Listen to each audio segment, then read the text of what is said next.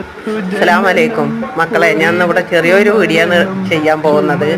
ഇന്ന് എൻ്റെ പേരക്കുട്ടികളും മരുകളും മകനൊക്കെ വരാൻ പറഞ്ഞിട്ടുണ്ട്. അപ്പോൾ 2 ദിവസം സ്കൂളില്ലാത്ത ദിവസമാണല്ലോ.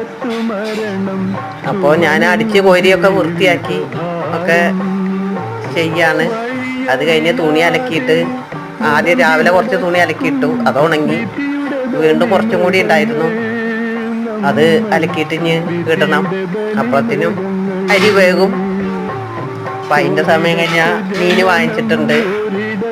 അപ്പം അതും നന്നാക്കി ലേശം കൂടി തുണിയുള്ളത് ഒക്കെ തോരട്ട് കഴിഞ്ഞതിൻ്റെ ശേഷം ഉണങ്ങിയതൊക്കെ എല്ലാം എടുത്ത് വെച്ച് അതിൻ്റെ ശേഷം മീൻ നന്നാക്കാം.